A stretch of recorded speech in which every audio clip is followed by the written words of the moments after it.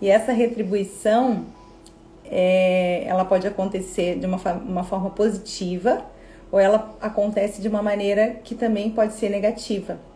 Então, às vezes tem aquela mulher que nasceu, né, que hoje é uma mulher, que hoje a gente está falando de pessoas que são adultas. Com a criança a dinâmica é um pouco diferente.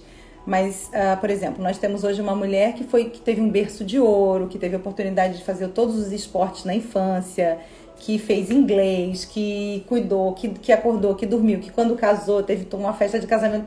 Pensa naquela vida perfeita, que a gente sabe que tem algumas pessoas que têm. Eu não tive isso, mas eu tive a oportunidade de viver outra filosofia de vida que me enriqueceu tanto quanto. Mas essa mãe que vem, essa filha que vem desse bercinho de ouro que a gente chama, às vezes ela quer retribuir as coisas com uma força tão grande, de uma postura interna de que está em dívida, e não existe dívida entre filho e pais, não existe dívida entre filho e pais. O amor, ele vem, os cuidados, tudo vem em direção ao filho, e esse é o fluxo comum, esse é o fluxo normal e correto das coisas acontecerem. Então, se os pais fazem as coisas de uma forma desmedida, esse filho não tem que retribuir de uma maneira igual, porque ele nunca vai conseguir.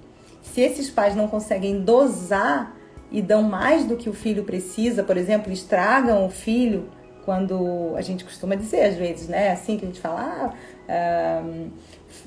fulano tá estragando o filho dele. Isso acontece mesmo, né? Essa maneira de estragar é meio grosseira de falar, mas é real, é uma coisa cotidiana, e aqui a gente tem que trazer para o nosso cotidiano para que a gente possa usar isso mesmo na nossa vida, né? Então, se essa mãe não consegue medir o que está sendo dado para os filhos, ainda assim esse filho não vai ter como retribuir jamais isso, porque é uma fonte inacabável de coisas. E essa é a ordem natural das coisas. Então, eu posso entrar numa dinâmica de que eu tenho que retribuir.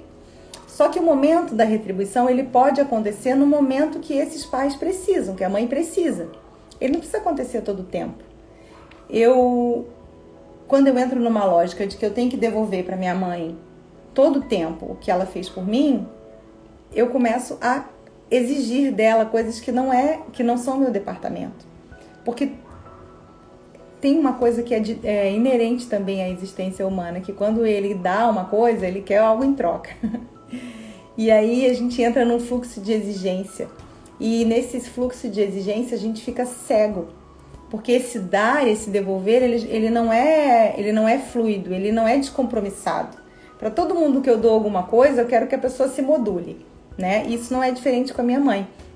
Então, seja a partir de uma educação, de um cuidado que eu tenha tido, que tenha sido, no meu ponto de vista pessoal, positivo ou negativo, eu posso tentar retribuir isso de uma forma boa ou ruim. Outra maneira que, outro dia, tive a oportunidade de viver uma constelação com uma cliente, e ela desenvolveu lúpus. E ela estava em tratamento e veio fazer uma constelação comigo, né? E a gente colocou no campo todas as representações que a gente precisava, vou conduzindo aos poucos com a pessoa. E aí, em algum momento, ela se deu conta, ela se deu conta primeiro, né? Porque essa condução ela vai trazendo muita consciência, é fenomenológico, e a gente vai percebendo algumas coisas.